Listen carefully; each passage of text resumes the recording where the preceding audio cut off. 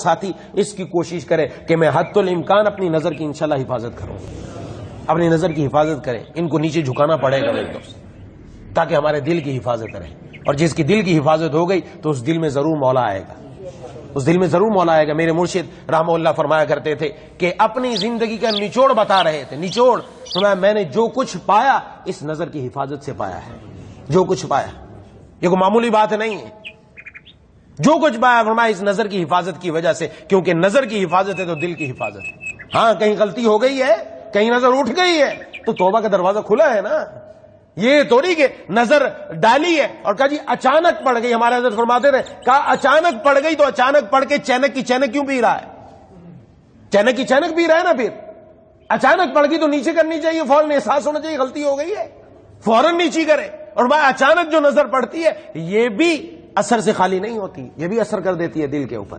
آج تو ہمیں پتا ہے. اور یہ اچانک نظر کہاں ہے یہ بھی سمجھ لیں. یہ ہمیں شیطان پڑا ہوا اچانک نظر پڑ گئی میری تو، ہاں ایسے ہی وہ اچانک نظر وہاں ہے جہاں ہمیں 100% یقین ہو کہ میرے دائیں بائیں آگے پیچھے ایسا ماحول نہیں ہوگا.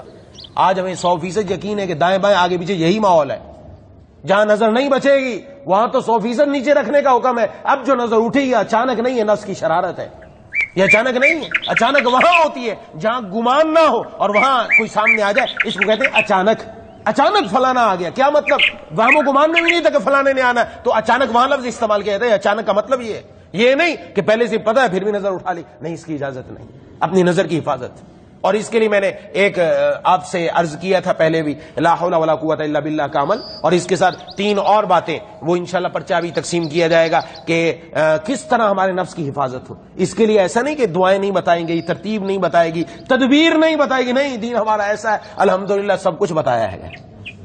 نوجوان جو اپنے نفس پر قابو نہیں رکھ پا رہے، کوئی مسائل ہو رہے ہیں تو پوچھیں کہ یہاں ہمیں مسئلہ ہو رہا ہے. ایسے نوجوان وابستہ ہیں الحمدللہ مجھ سے، جو پوچھتے رہتے ہیں، اپنی زندگی ایسے گزارتے ہیں. جہاں غلطی ہوتی بتاتے ہیں آ کر. غلطی ڈاکٹر کے پاس آ کر کیا کرے گا؟ ڈاکٹر کو بتاتا نہیں کہ میرے اندر یہ بیماری ہے، میرے اندر یہ بیماری، یہ بھی بیماری ہے، یہ بھی دل کی بیماری ہے. دل کی بیماری کی اصلاح کرائیں گے انشاءاللہ ٹھیک ہو جائیں گے، اللہ تعالیٰ سیدھا کر دیں گے انشاءاللہ.